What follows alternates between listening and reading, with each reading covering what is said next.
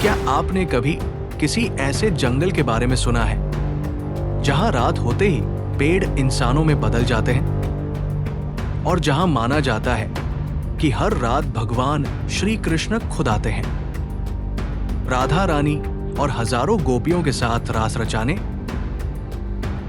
एक ऐसा स्थान जहां सूरज ढलते ही मंदिर के कपाट बंद कर दिए जाते हैं, लोग अपने घरों की खिड़कियां तक नहीं खोलते, और अगर किसी ने भूल से भी रात में वहां झांकने की कोशिश की तो या तो उसकी चेतना हमेशा के लिए बदल गई या वो खुद इस दुनिया से गायब हो गया। ये कोई कहानी नहीं, ये निधिवन है। और आज हम आपको बताएंगे निधिवन के उस रात के रहस्य के बारे में जो आज भी विज्ञान से परे है। वृंदावन नाम तो आपने सुना ही होगा, लेकिन क्या आप जानते हैं कि इसका अर्थ क्या है? वृंदास का अर्थ होता है तुलसी और वन का मतलब होता है जंगल, यानी तुलसी का जंगल।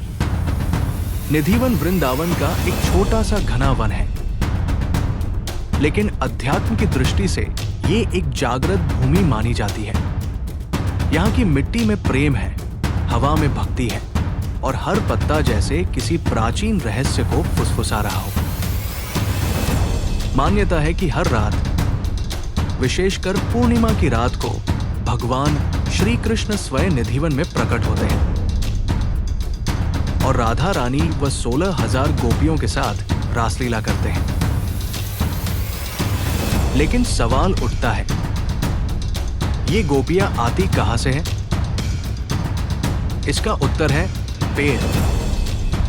दिन के समय जो वृक्ष आपको तुलसी के छोटे छोटे पेड़ दिखते हैं, रात के अंधेरे में वही पेड़ जीवित हो जाते हैं।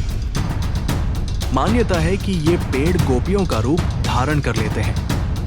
अगर आप ध्यान से इन वृक्षों की शाखाएं देखें तो लगेगा जैसे किसी महिला का शरीर झुका हो, नृत्य की मुद्रा में। और हैरानी की बात यह है कि इन पेड़ों की शाखाएं अक्सर जोड़े में होती है, जैसे हर गोपी के साथ कृष्ण की जोड़ी बन रही हो।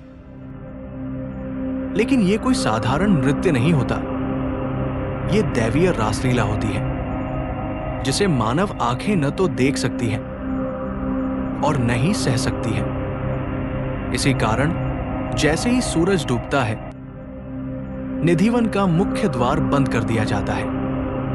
वहां रात में रुकना सख्त मना है, क्योंकि कहा जाता है कि जो इस रासलीला को देखने की कोशिश करता है वो या तो मानसिक संतुलन खो बैठता है या कभी लौट कर नहीं आता है। आज के समय में कई लोग रासलीला को लेकर भ्रमित हो जाते हैं। कुछ इसे केवल शारीरिक आकर्षण या काम भावना से जोड़कर देखते हैं, लेकिन सच्चाई इससे बहुत ऊपर, बहुत गहरी और पवित्र है। रास शब्द संस्कृत से आया है, जिसका अर्थ है रस, आनंद और दिव्य अनुभूति। और जब हम रासलीला की बात करते हैं तो वो सिर्फ नृत्य नहीं, वो है प्रेम और भक्ति की चरम अवस्था। ये वो अवस्था है जहां आत्मा अपने प्रियतम परमात्मा से मिलन की अनुभूति करती है। श्री कृष्ण और गोपियां सिर्फ पात्र नहीं हैं, वे आत्मा और परमात्मा के बीच के प्रेम के प्रतीक हैं। गोपियां कोई सामान्य स्त्रियां नहीं थी, वे परम भक्त थी, जिनकी भक्ति इतनी गहरी थी कि भगवान कृष्ण स्वयं उनके साथ रास रचाने आए। ये रास न कोई सांसारिक क्रिया है, न कोई मनोरंजन। ये एक अलौकिक साधना है जहां शरीर का कोई महत्व नहीं, सिर्फ प्रेम, भक्ति और समर्पण की पूर्णता है। और यही भावना निधिवन में बसती है। वहां रात को सिर्फ पेड़ नहीं हिलते, वहां हर शाखा, हर पत्ता आत्मा के नृत्य में शामिल होता है। इसीलिए जब लोग निधिवन में रासलीला को आंखों से देखने की कोशिश करते हैं तो वो असहनीय हो जाती है, क्योंकि वो दृश्य देह के लिए नहीं, आत्मा के लिए होता है। हर शाम ठीक संध्या आरती के बाद निधिवन के मुख्य द्वार बंद कर दिए जाते हैं।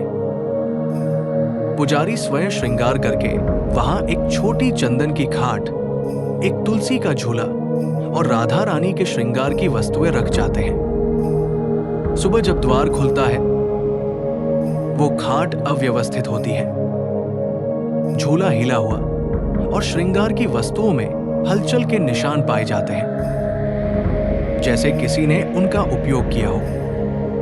कोई भी व्यक्ति, चाहे वो साधु हो या आमजन, रात में निधिवन में रुकने का साहस नहीं करता।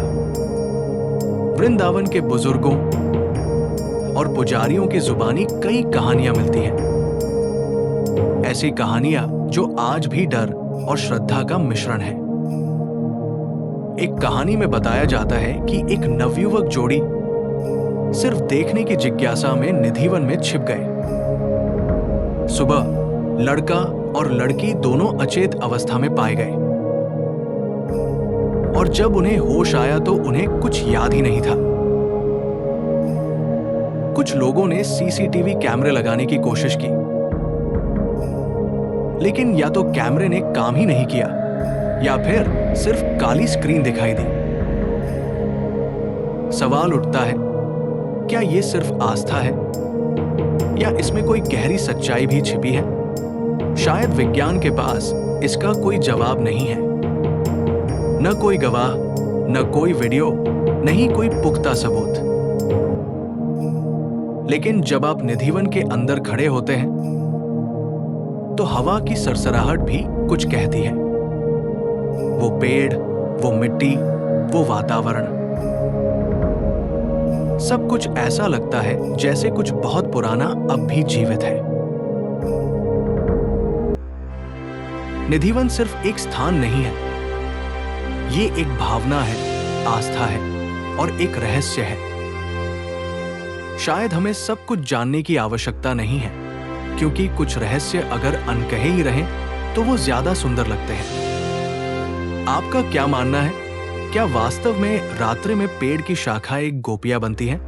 क्या आज भी कृष्ण और राधा यहां रास रचाते हैं? अपने विचार कमेंट में जरूर बताएं। और अगर आपको ऐसे ही भारत के रहस्यमयी स्थानों के बारे में जानना अच्छा लगता है तो इस वीडियो को लाइक करें, शेयर करें और चैनल को सब्सक्राइब करना न भूलें। हम फिर मिलेंगे एक और रहस्य के साथ। तब तक के लिए जय श्री कृष्ण।